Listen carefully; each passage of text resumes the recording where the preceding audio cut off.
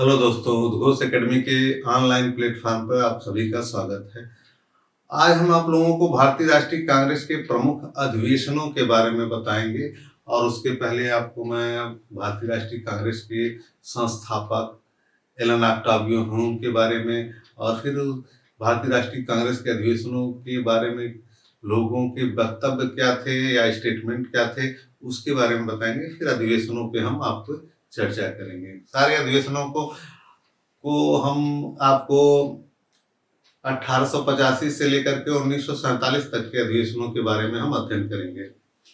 चलिए लिखते हैं। भारतीय राष्ट्रीय कांग्रेस, इंडियन नेशनल कांग्रेस अंग्रेजी में कहते हैं, इंडियन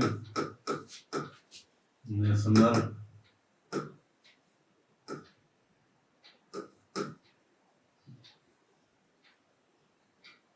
इसके संस्थापक कौन थे?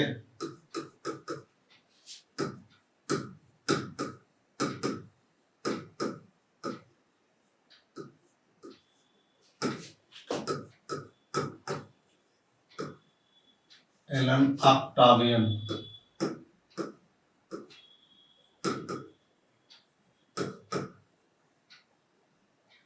एओ शॉर्टकट में इसको एओ ह्यूम कह सकते हैं।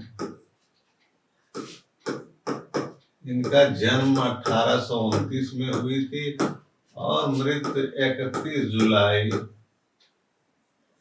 1912 हुई। और ये एक आईसीएस अधिकारी थे। आईसीएस अधिकारी के तौर पर इनकी प्रथम नियुक्ति उत्तर प्रांत के तत्कालीन उत्तर प्रांत के इटावा जनपद में हुई थी। इनकी प्रथम नियुक्ति कब हुई थी? 1849 ईस्वी में। 20 साल की उम्र में ही इन्होंने आईसीएस की परीक्षा पास की थी और प्रथम नियुक्ति इनकी उत्तर प्रांत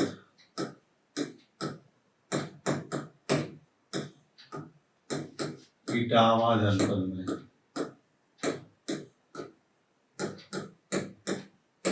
प्रथम नियुक्ति इनकी कहाँ होती? उत्तर प्रांत के इटावा जनपद में। वहां पे 1857 का जब विद्रोह हुआ था तो इनका प्रमोशन करके कलेक्टर का पद कर दिया था इटावा के।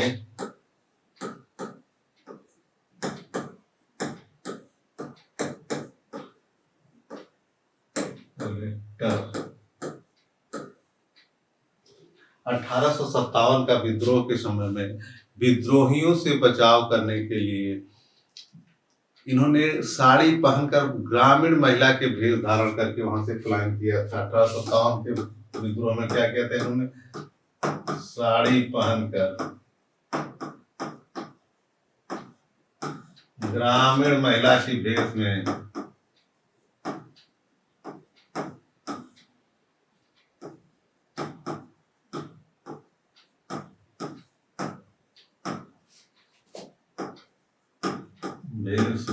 पलायन किया।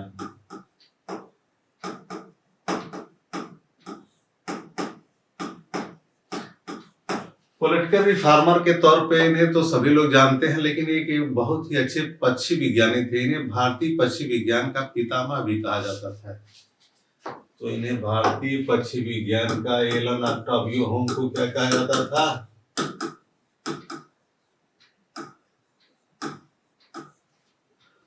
भारतीय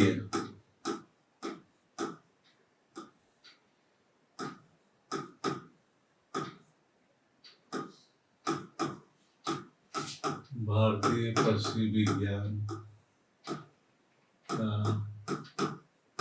पितामह। भारतीय पक्षी विज्ञान का पितामह किसे कहा जाता था? Allan Octavian Hume. और भी इनको कुछ कहा जाता था। इनको शिमला का सन्यासी, शिमला में बहुत रहते थे गर्मियों में। शिमला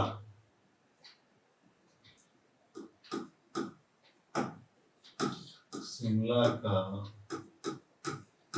सन्यासी के उपनाम से भी जाना जाता था एलन ऑक्टावियो।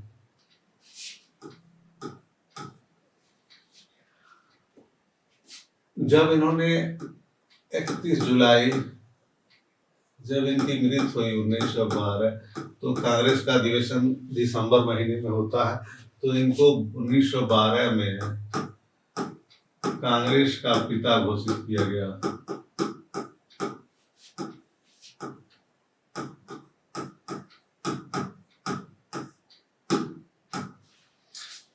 तो एलन ऑक्टावियन ह्यूम कांग्रेस के संस्थापक थे। इन्होंने इनको क्या किस तौर पे जाना जाता था, इन्होंने एलन ऑक्टावियो ह्यूम कांग्रेस का संस्थापक कौन था, ए.ओ. ह्यूम। सर्वप्रथम इन्होंने इटावा जनपद में इनकी नियुक्ति हुई थी आईसीएस अधिकारी के तौर पे। उसके बाद 1857 के विद्रोह के दौरान वो इटावा के कलेक्टर बन गए थे, और उस दौरान जब विद्रोहियों से बचाव के लिए इन्होंने क्या किया, महिला का भेष धारण करके वहां से पलायन किया था। और इनके बारे में भारतीय पक्षी विज्ञान का इनका को पितामह कहा जाता था, और इनको शिमला का सन्यासी भी कहा जाता था। और जब इनकी मृत्यु हुई 1912 में, तो 1912 का जो कांग्रेस का अधिवेशन हुआ उसमें इन्हें कांग्रेस का पिता घोषित किया गया। अब जब इन्होंने 1882 में रिटायर हुए थे, तो इन्होंने रिटायरमेंट के बाद 1885 में कांग्रेस का गठन किया था। अब कांग्रेस के अधिवेशनों के बारे में बहुत सारे स्टेटमेंट हैं। उस समय तत्कालीन वायसराय कौन था, लॉर्ड डफरिन था। लॉर्ड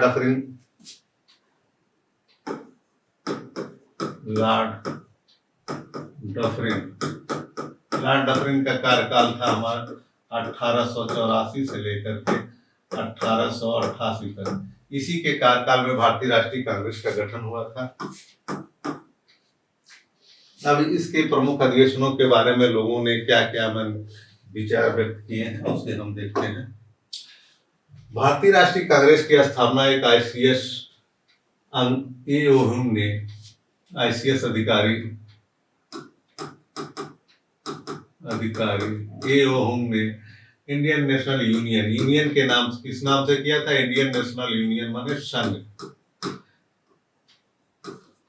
के नाम से की थी। दादा भाई नौरोजी है, टाइपिंग मिस्टेक हो गई, नौरोजी के कहने पर इसका नाम इंडियन नेशनल कांग्रेस कर दिया गया। कांग्रेस शब्द उत्तरी अमेरिका से लिया गया है, जिसका अर्थ होता है लोगों का समूह। कई बार आ गया था कांग्रेस शब्द कहाँ से लिया गया, कांग्रेस शब्द उत्तरी अमेरिका से लिया गया, और इसका अर्थ होता है लोगों का समूह। सर्वप्रथम लाला लाजपत राय ने अपनी पुस्तक, देखिए यंग इंडिया नामक दो चीजें हैं, एक यंग इंडिया लाला लाजपत राय की पुस्तक है, और एक महात्मा गांधी की पत्रिका है। यंग इंडिया में कांग्रेस को अंग्रेजी साम्राज्य का सेफ्टी वाल कहा था। तो सेफ्टी वाल के बारे में एक मिथक है कि कांग्रेस की स्थापना अंग्रेजी सरकार के इशारे पर ही भारतीय राष्ट्रीय कांग्रेस की स्थापना की गई। तत्कालीन वायसराय लॉर्ड डफरिन के निर्देशन, मार्गदर्शन और उसके सलाह पर ही भारतीय राष्ट्रीय कांग्रेस की स्थापना की गई, ताकि उस समय भारतीय जनता में पनपते असंतोष को फटने से रोका जा सके, और असंतोष की वाष्प को बिना किसी खतरे के बाहर निकलने के लिए सुरक्षित, सौम्य, शांतिपूर्ण और संवैधानिक या सुरक्षा वाल उपलब्ध कराया जाए। कहने का मतलब ये था, उस समय एक आसन्न खतरा मंडरा रहा था अंग्रेजों को, जो अकॉर्डिंग टू ए.ओ. ह्यूम पुनः भारतीय 1857 की तरह एक विद्रोह करने का प्रयास कर रहे थे, जिसको भारतीय राष्ट्रीय कांग्रेस का गठन करके उसको टाला गया। माने कि उनको मंच प्रभावित किया गया, जिससे वो अपनी भावनाओं या अपने विचार को व्यक्त कर सके।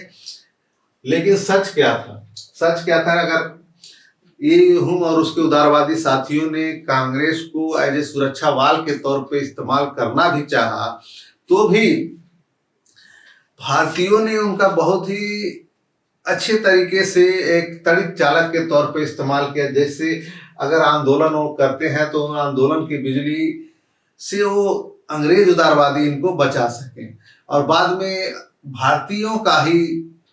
बाद में इस मसले पे कांग्रेस के नेताओं का ही अंदाजा और उम्मीद ही बेहतर निकला। दूसरा देखिए, भूमेश चंद्र बनर्जी ने अपनी पुस्तक introduction to the Indian politics में कहा है कि कांग्रेस की उत्पत्ति डफरिन के खुराफाती दिमाग की उपज है, दिमाग की खुराफाती उपज है, जबकि लाला लाजपत राय ने कांग्रेस डफरिन के दिमाग की उपज, दोनों में डिफरेंस सिर्फ खुराफाती का है। और देखिए क्या कहा डफरिन ने, डफरिन जाते जाते वो चाहते थे कि शुरुआत में इन्होंने भारतीय राष्ट्रीय कांग्रेस की स्थापना में सहयोग प्रदान किया, लेकिन वो सामाजिक मुद्दों तक ही सीमित रखना चाहते थे। भारतीय राष्ट्रीय कांग्रेस को सिर्फ सामाजिक मुद्दों में ही सीमित करना चाहते थे, लेकिन 1888 तक आते आते भारतीय राष्ट्रीय कांग्रेस राजनीतिक मुद्दों को भी उठाने लगी। इस कारण से डफरिन ने कहा था कांग्रेस जनता के इस अल्पसंख्यक वर्ग का ही प्रतिनिधित्व करती है जिसकी संख्या बहुत कम है। कांग्रेस की स्थापना के समय सिर्फ 72 सदस्यों ने भाग लिया था और ये सिर्फ वकील और अच्छे अच्छे वर्ग के, समाज के बुजुर्गुआ वर्ग से आने वाले लोग थे। और लॉर्ड कर्जन तो चाहता था कि कांग्रेस को समाप्त कर दिया जाए। लॉर्ड कर्जन ने स्टेटमेंट दिया कांग्रेस धीरे धीरे लड़खड़ा रही है और भारत में रहते हुए मेरी बड़ी इच्छा है कि मैं इसकी शांतिपूर्ण मृत्यु में सहायक बनूं। लॉर्ड कर्जन, ये स्टेटमेंट अनेकों बार आया है, इसे ध्यान दें, कई परीक्षाओं में आता है। और बाल गंगाधर तिलक के 3 स्टेटमेंट है इसके अधिवेशनों के लिए, इसको भी ध्यान दें। अधिवर्ष में हम एक बार मेढक की तरह टर्राते रहें तो हमें कुछ भी हासिल नहीं होगा। कांग्रेस के अधिवेशनों को चापलूसों का सम्मेलन कहा था। कौन? बाल गंगाधर तिलक। छुट्टियों का मनोरंजन कहा था। किसने कहा था? बाल गंगाधर तिलक। कांग्रेस के अधिवेशनों को अश्विनी कुमार दत्त ने 3 दिन का तमाशा 28, 29, 30 3 दिन का तमाशा कहा था। ये हो गए स्टेटमेंट। अब हम आते हैं अधिवेशन। ये प्रमुख स्टेटमेंट है जो अनेकों परीक्षाओं में पूछा। 3 दिन का तमाशा भी कई बार पूछा अश्विनी कुमार दत्त। वर्ष में एक बार टर्राते रहे थे भी कई बार पूछा। कांग्रेस के अधिवेशनों को चापलूसों का सम्मेलन किसने कहा? बाल गंगाधर तिलक। ये भी कई बार आया। एक कर्जन वाला तो कई बार आ चुका है, इसे ध्यान दें। अब देखिए भारतीय राष्ट्रीय कांग्रेस का पहला अधिवेशन कहाँ हुआ था? 28 दिसंबर 1885 को बम्बई में हुआ था। इस पहला अधिवेशन इसका पूना में होना वाला था, पूना में, लेकिन प्लेग फैल जाने के कारण पहला अधिवेशन जो है बम्बई में किया गया था। इसमें 72 सदस्यों ने भाग लिया था। ये कहाँ पे हुआ था? बम्बई के ग्वालियरा टैंक स्थित गोकुल दास तेजपाल संस्कृत विद्यालय में हुआ था। इसके संस्थापक तो एलन ऑक्टावियन ह्यूम के बारे में हमने अभी बताया ही आपको है। इसके प्रथम अध्यक्ष कौन थे? WC बनर्जी, वेमेश चंद बनर्जी इसके प्रथम अध्यक्ष थे। अब पहले अधिवेशन में किन किन प्रमुख व्यक्तियों ने हिस्सा लिया था ये इंपॉर्टेंट है। दादा भाई नौरोजी, दिनसा वाचा, फिरोज शाह मेहता टाइगर ऑफ बॉम्बे कहा जाता था इनको, KT तेलंगिया, सुब्रमण्यम, जी राघवाचारी। अब देखिए एक सुरेंद्रनाथ बनर्जी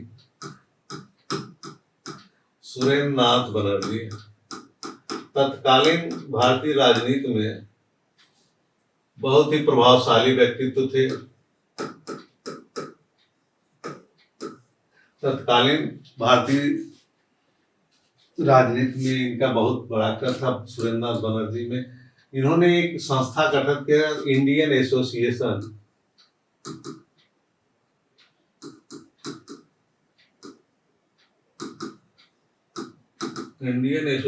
नामक एक संस्था गठित किया था, जिसका दूसरा अखिल भारतीय अधिवेशन 25 दिसंबर 1885 में कलकत्ता में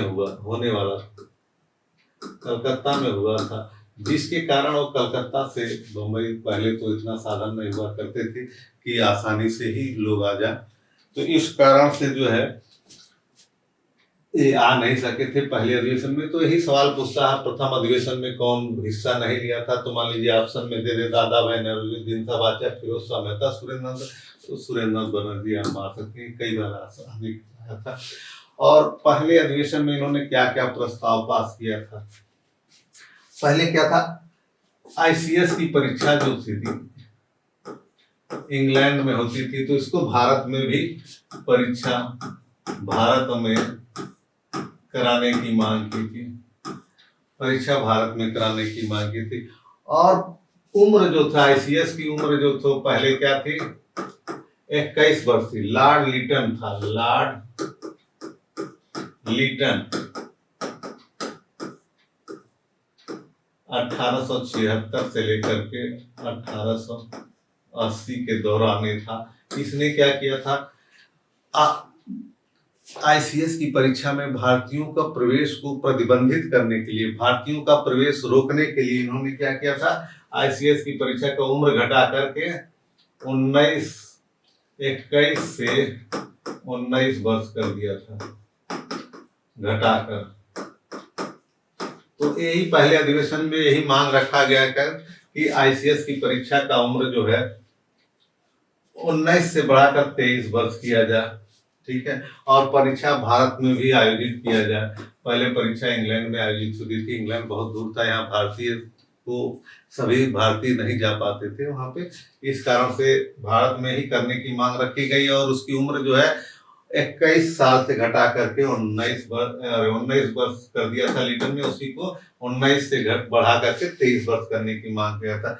सेक्रेटरी ऑफ स्टेट इंग्लैंड का पद समाप्त करने की मांग है, जिसको भारत के पैसे से ही उनको सारी सुविधाएं दी जाती थी, इस कारण से इसको समाप्त करने की मांग है। आशा करते हैं कि पहले अधिवेशन के बारे में आप सभी कुछ जान गए होंगे। पहला अधिवेशन कहा था, 72 सदस्यों ने इसमें भाग लिया था। और इसमें क्या क्या प्रमुख मांगे रखी थी, इसके अध्यक्ष कौन थे, व्योमेश चंद्र बनर्जी थे। कहाँ पे हुआ था, गोकुलदास तेजपाल संस्कृत विद्यालय में। सुरेंद्र नाथ बनर्जी ने पहले अधिवेशन में भाग नहीं लिया था। अब हम उसके दूसरे अधिवेशन के बारे में चर्चा करते हैं। दूसरा अधिवेशन क्या हुआ था, दिसंबर 1886 में कलकत्ता में हुआ था। इसके अध्यक्ष कौन थे, दादा भाई नेहरू। कौन थे, दादा भाई Nehru, grand old man of India के नाम से भी जाना जाता था। गांधी जी इनको भारत का पितामह कहते थे। कौन, अकॉर्डिंग टू गांधी, गांधी जी इन्हें भारत का पितामह कहते थे। गांधी जी ने भारत का पितामह कहते थे। भारत से धन निकासी के सिद्धांत को इन्होंने एक अपने लेख में इंग्लैंड डेट्स टू इंडिया में दिया था। उन्होंने एक पुस्तक लिखा था, poverty and British rule in India. अभी कई बार पूछा था, 1901 में इन्होंने पुस्तक लिखा था, poverty and British rule in India. और एक इन्होंने लेख लिखा था, इंग्लैंड डेट्स टू इंडिया, कैसे भारतीयों का धन अमेरिका, इसका प्रवाह जो भारत की तरफ था, वर्षों से भारत की तरफ था। ये मान लीजिए इंडिया है और इंग्लैंड है। तो भारतीयों का पहले 1857 तक जो भी प्लासी का युद्ध हुआ था, उसके बाद बक्सर का युद्ध 1757 में प्लासी का युद्ध हुआ था, और 1764 में बक्सर का युद्ध के बाद स्थितियां पलट गई। पहले जो व्यापार, एक तरफा व्यापार भारत की तरफ होता था, भारत से विदेशी सब आते थे, भारतीय सामान लेकर के यहाँ से जाते थे और बदले में बुलियंस माने सोना चांदी देते थे। और वर्षों से प्रक्रिया चलती रहती थी। भारत में जो है बहुत सारे सोना चांदी इसी कारण इकट्ठा हो गए थे।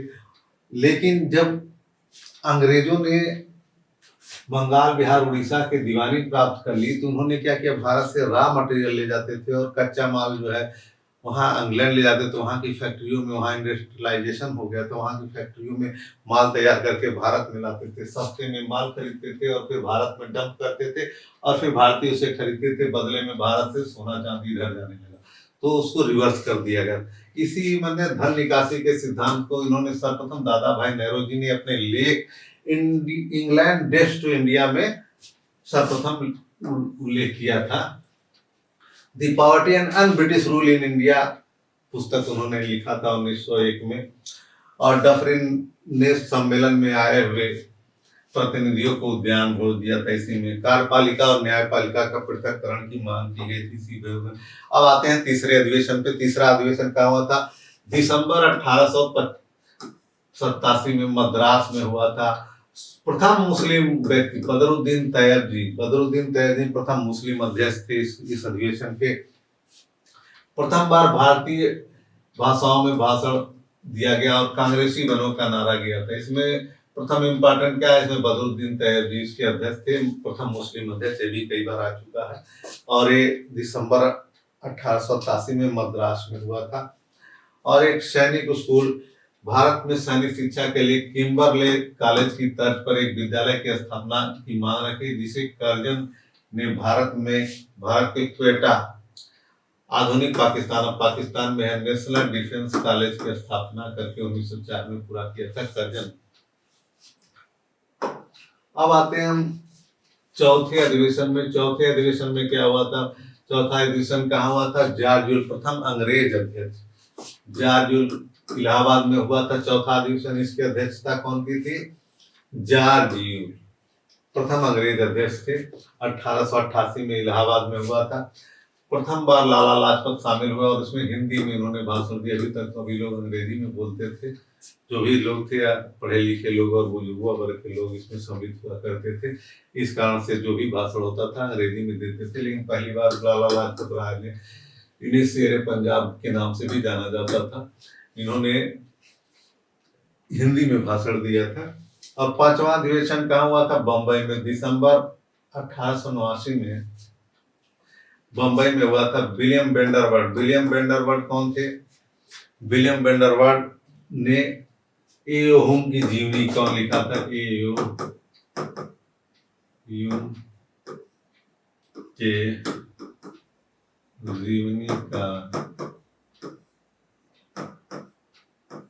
जीवनीकार कौन थे? विलियम वेंडरवर्ड। 1913 में इन्होंने इसकी जीवनी लिखी थी एओहुम की। विलियम वेंडरवर्ड 1913 में इसमें इन्होंने एओहुम की जीवनी लिखी थी। प्रथम बार महिलाओं ने भाग लिया था। पांचवें अधिवेशन में पहली बार महिलाओं ने भाग लिया था। ये इंपॉर्टेंट है। पांचवा अधिवेशन कहाँ था? दिसंबर 1889 में बम्बई में। अब छठा अधिवेशन कहाँ हुआ था?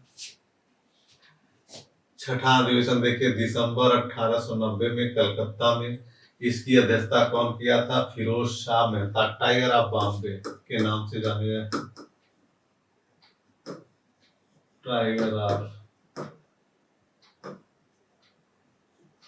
Tiger of Bombay. कलकत्ता विश्वविद्यालय की पहली महिला स्नातक कौन थी? कादम्बिनी गांगुली ने इसे संबोधित किया था। इस अधिवेशन में पहली महिला, कलकत्ता विश्वविद्यालय की पहली महिला कादम्बिनी गांगुली ने इसे संबोधित किया था। अब आते हैं आगे वाले अधिवेशन पे। 12वां अधिवेशन पे आ जाते हैं। 20 के अधिवेशन इंपॉर्टेंट नहीं है। इसका दिसंबर 1896 में कलकत्ता में हुआ था। रहमतुल्लाह सयानी, देखिए रहमतुल्लाह सयानी की अध्यक्षता में इसका अधिवेशन हुआ था। सर्वप्रथम पहली बार, ये देखिए बहुत इंपॉर्टेंट है, बंकिम चंद्र चटर्जी के आनंद मठ से लिए गए वंदे मातरम का पहली बार गान कब किया गया था? 1896 में। और धन निकासी के सिद्धांत का अनुमोदन भी किया था 1896 में। 1896 में क्या हुआ था? धन निकासी के सिद्धांत, कई बार आया है। 1896 में धन निकासी के सिद्धांत को सर्वप्रथम कब गया? 1896 में। इसकी अध्यक्षता की उनकी थी रहमतुल्लाह सयानी ने। और कांग्रेस के मंच से पहली बार बंकिम चंद्र चटर्जी के आनंद मठ से लिए गए वंदे मातरम का गान पहली बार किया गया था। ठीक है, कौन किया था? बंकिम चंद्र चटर्जी ने ही किया। 1901 में देखिए क्या हुआ था। 1901 बहुत इंपॉर्टेंट है, सिर्फ इसलिए इंपॉर्टेंट है कि पहली बार कांग्रेस के अधिवेशन में गांधी जी ने हिस्सा लिया था। बहुत लोगों ने, जब पहली बार एक क्वेश्चन आया था कि गांधी ने कांग्रेस के अधिवेशनों में कब हिस्सा लिया था, तो सभी लोग जानते थे कि गांधी जी 9 जनवरी 1915 को भारत आए थे। तो जब पहली बार पेपर बना था, जब पहली बार पेपर में आया था गांधी जी कब सम्मिलित हुए थे, तो लगभग मैक्सिमम लोगों ने गलती कर दिया था, क्योंकि ये सभी लोग 1915 के बाद से ही अधिवेशनों में टिक लगाया था। लेकिन उस समय था 1901। 1901 में गांधी जी अपने दक्षिण अफ्रीका में चल रहे आंदोलनों का समर्थन के लिए भारत आए थे, और कलकत्ता अधिवेशन में एक वॉलंटियर के तौर पे, स्वयंसेवक के तौर पे उन्होंने शौचालयों की भी सफाई की थी, जहां तक उनको संभव हो सकता था। वहां पे बहुत उन्होंने गंदगी देखी और उन्होंने उसमें सफाई का कार्य किया था। और उसी दौरान एक कलकत्ता में गोपाल कृष्ण गोखले,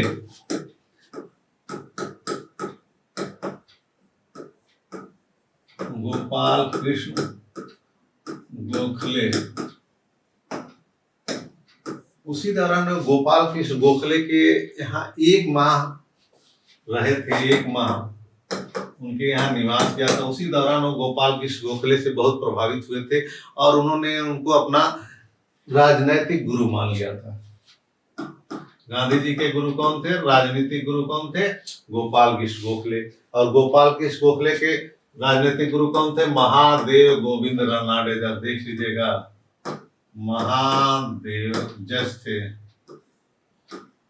गोविंद रानडे। तो गुरुओं की परंपरा देख लीजिएगा। गांधी जी के गुरु कौन थे? गोपाल कृष्ण गोखले।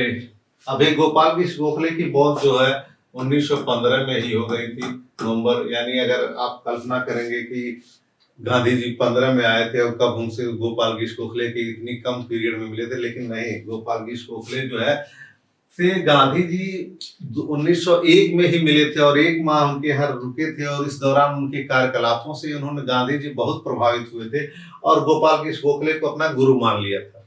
और एक और क्वेश्चन मान लीजिए बनता है, गोपाल कृष्ण गोखले के गुरु कौन थे? महादेव गोविंद रानडे। तो ध्यान दीजिएगा। अब देखिए, 21वां सम्मेलन, 21वां सम्मेलन कहा था 1905 में हुआ था बनारस में। कहाँ पे हुआ था? 1905 में बनारस में। इसकी अध्यक्षता कौन किया था? गोपाल कृष्ण गोखले। उस समय गरम दल नरम दल में थोड़ा सा धीरे धीरे सुसुगाहट शुरू हो गई थी, तो गोपाल कृष्ण गोखले को अध्यक्ष बनाया गया था। इनको विपक्ष के नेता की उपाधि दी गई थी। इसी में विपक्ष के नेता की उपाधि इनको कब दी गई थी? 21वां सम्मेलन 1905 में गोपाल कृष्ण गोखले में। अब आते हैं, अब देखिए यहाँ पे गरम दल और नरम दल जो है आपस में टकराहट बढ़ने लगी थी। तो गरम दल चाहते थे हमें अध्यक्ष बनाया जाए और नरम दल वाले चाहते थे अध्यक्ष। तो दादा भाई नेहरू को अध्यक्ष बना दिया गया सर्वसम्मत से, ताकि जो है विवाद दादा भाई नेहरू को जब अध्यक्ष बना दिया गया तो गरम दल और नरम दल में जो 1907 में स्प्लिट हुआ था वो रोका जा सका 1 साल तक। ये दिसंबर 1906 में कलकत्ता में हुआ था। और दादा भाई नेहरू उस समय, देखिए इसमें दो इम्पोर्टेंट, दादा भाई नेहरू अत्यंत वृद्ध होने के कारण उनका अध्यक्षीय भाषण कौन पढ़ा था? गोपाल कृष्ण गोखले। ये इम्पोर्टेंट है। दादा भाई नेहरू उस समय वृद्ध हो चले थे और उनका अध्यक्षीय भाषण कौन पढ़ा था? गोपाल कृष्ण गोखले। और एक इम्पोर्टेंट है मोहम्मद अली जिन्ना। मोहम्मद अली जिन्ना को देखिए प्रथम बार दादा भाई नेहरू के व्यक्तिगत सचिव के तौर पर कांग्रेस के अधिवेशन में शामिल हुए थे। मतलब मोहम्मद अली जिन्ना पाकिस्तान के संस्थापक जो थे, पहली बार जो सम्मिलित हुए थे दादा भाई नेहरू के व्यक्तिगत सचिव के रूप में कांग्रेस के अधिवेशन में 1906 में सम्मिलित हुए थे। पहली बार कांग्रेस के मंच से स्वराज शब्द का प्रयोग किया था। पहली बार कांग्रेस के मंच से स्वराज शब्द का प्रयोग किया था 1906 में दादा भाई नेहरू की अध्यक्षता में। अभी देख लीजिएगा। और गोपाल कृष्ण गोखले ने उनका अध्यक्षीय भाषण पढ़ा था। और मोहम्मद अली जिन्ना पहली बार कांग्रेस के मंच पर उपस्थित हुए थे, वो भी दादा भाई नेहरू की व्यक्तिगत सचिव के तौर पे। अब देखिए दिसंबर में सूरत में इसकी अध्यक्षता कौन किया था? रास बिहारी घोष। बहुत लोगों ने रास बिहारी बोस लिख दिया है, तो ये बोस न थे। बोस, रास बिहारी बोस अलग व्यक्ति हैं और रास बिहारी घोष अलग व्यक्ति है। रास बिहारी बोस का कांग्रेस से कहीं भी लेना देना नहीं, एक क्रांतिकारी नेता थी रास बिहारी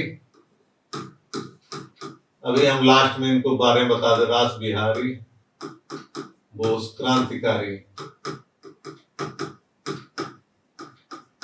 इन्होंने आजाद हिंद फौज के गठन में भी और लॉर्ड हार्डिंग पे बम फेंकने के भी मुख्य अभियुक्त थे और भाग करके जापान चले गए थे। वहां पे उन्होंने आजाद हिंद फौज की स्थापना में भी महत्वपूर्ण भूमिका निभाई थी। और 1843 में 1943 में सुभाष चंद्र बोस को इन्होंने आजाद हिंद फौज की कमान सौंपी थी। ध्यान दीजिएगा, रास बिहारी बोस 2 बार कांग्रेस के अध्यक्ष थे, 1907 और 1909 नरम दल के नेता थे। और जबकि रास बिहारी बोस क्रांतिकारी थे। अब देखिए, स्वराज शब्द की व्याख्या को लेकर के कांग्रेस के गरम दल और नरम दल में विभाजित हो गया। अब देखिए, यहाँ पे जब गरम दल और नरम दल को बैठक हुई तो उसमें जिस तरह से आजकल संसद में या विधानसभा में कभी कभी आप देखते होंगे, बरसों अभी तक इधर तो नहीं हो रहा, लेकिन बरसों तक एक दूसरे पे कुर्सियां चला करके मारना या चप्पल चला करके मारना। तो इस दौरान जब यहाँ पे बैठक हुई थी तो यही दृश्य था, कामोवेश एक दूसरे पे कुर्सियां लोग फेंक करके मार रहे थे और एक चप्पल जो है फिरोज शाह मेहता के सर पे जा करके लगा था। और फिरोज शाह मेहता जब तक जीवित रहे उन्होंने गरम दल वालों को सम्मिलित नहीं किया। फिरोज शाह मेहता की भी मृत्यु जो है 1915 में हो गई थी। उसके बाद ही जो है गरम दल वाले 1916 में कांग्रेस में सम्मिलित होने में सफल रहे। अब देखिए, गरम दल और नरम दल के कौन कौन से नेता थे, कई बार आने की आया है। देखिए, दादा भाई नौरोजी, फिरोज शाह मेहता टाइगर ऑफ बॉम्बे, सुरेंद्र नाथ बनर्जी, महादेव गोविंद रावण, दिनशा बाचा, बोमेश चंद बनर्जी, गोपाल कृष्ण गोखले, मदन मोहन मालवीय, रास बिहारी घोष और जी सुब्रमण्यम, ये सब जो है नरम दल के नेता थे। और गरम दल में कौन थे? लाल बाल गंगाधर तिलक, लाला लाजपत राय, बिपिन चंद्र पाल और अरविंद घोष को ले सकते हैं। तो ये सब प्रमुख नेता थे जो गरम दल और नरम दल के थे। अब देखिए, 1911 का अधिवेशन भी इम्पोर्टेंट है क्योंकि राष्ट्रगान की सर्वप्रथम इसमें गायन किया गया था। ये दिसंबर 1911 में कलकत्ता में, मतलब बिशन नारायण धर इसके अध्यक्ष थे। बिशन नारायण धर की अध्यक्षता में। और वंदे मातरम के समय कौन अध्यक्ष था? रहमतुल्लाह सयानी जी थे। कांग्रेस के मंच से प्रथम बार रविन्द्रनाथ टैगोर द्वारा रचित राष्ट्रगान जन गण मन गाया गया था। कब गाया था? 1911 में जन गण मन गाया गया था पहली बार। ठीक है, ये इस कॉन्टेस्ट में इंपॉर्टेंट है कि कलकत्ता अधिवेशन 1911 में पहली बार राष्ट्रगान गाया गया था। 27वां अधिवेशन 1912 में हुआ था, आर्यन मधुरकर के अध्यक्षता में हुआ था। इसी अधिवेशन में ह्यूम को कांग्रेस का पिता घोषित किया गया था। इसको हमने भी बताया था शुरुआत में। अब देखिए, 31वां अधिवेशन 1916 में लखनऊ में हुआ था। इसकी अध्यक्षता कौन के थे? बहुत ही इंपॉर्टेंट है। इसकी अध्यक्षता कौन के था? अंबिका चरण मजूमदार ने किया था। और देखिए, जिन्ना और तिलक के सहयोग से, किसके सहयोग से? जिन्ना और तिलक के सहयोग से कांग्रेस और लीग समझौता, लीग माने मुस्लिम लीग, लखनऊ पैक्ट या कांग्रेस लीग पैक्ट के नाम से जाना जाता था। किसके सहयोग से? देख लीजिएगा, जिन्ना और तिलक के सहयोग से। और उसी अधिवेशन में गरम दल और नरम दल को भी एक किया गया था। तो इसमें किसने सहयोग किया था? एनी बेसेंट और तिलक। तिलक दोनों में है, लेकिन गरम दल और नरम दल के में एनी बेसेंट और तिलक ने सहयोग किया था और जिन्ना और तिलक ने कांग्रेस और लीग समझौता में सहयोग किया था। और इसी अधिवेशन में तिलक ने स्वराज मेरा जन्म सिद्ध अधिकार है और मैं इसे लेकर रहूंगा, इसी अधिवेशन में नारा दिया था। कांग्रेस ने मुस्लिम समुदाय की पृथक निर्वाचन की नाजायज मांग स्वीकार कर ली थी इसी अधिवेशन में। यहीं से भारत में अप्रत्यक्ष रूप से द्विराष्ट्र सिद्धांत का जन्म हो गया था। कांग्रेस ने मुस्लिम समुदाय की पृथक निर्वाचन की मांग जो है स्वीकार कर ली थी और यहीं से भारत में अप्रत्यक्ष रूप से द्विराष्ट्र के सिद्धांत का जन्म हो गया। अब देखिए, 1917 में एनी बेसेंट प्रथम महिला कांग्रेस अध्यक्ष, प्रथम महिला आयरलैंड की थी। प्रथम महिला कांग्रेस अध्यक्ष कौन था? Annie Besant. 3 महिलाओं ने स्वतंत्रता तक 3 महिलाओं ने भारतीय राष्ट्रीय कांग्रेस की अध्यक्षता की थी। कौन कौन महिला ने की थी देख लीजिए। एनी बेसेंट एक कब की थी? 1917 प्रथम महिला। दूसरा नंबर कौन था? सरोजनी नायडू।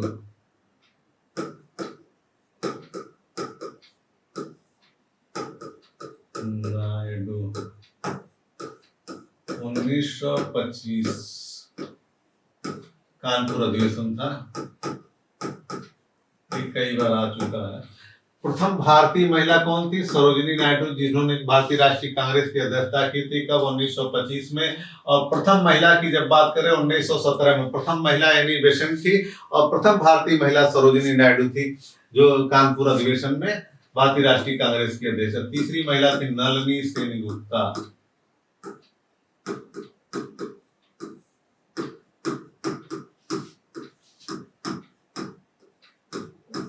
1933 में। इनका एक अंग्रेज महिला थी, उन्होंने मोहन सेनगुप्ता से लव मैरिज कर लिया था। इनका नाम था एडिथ हेलन ग्रे।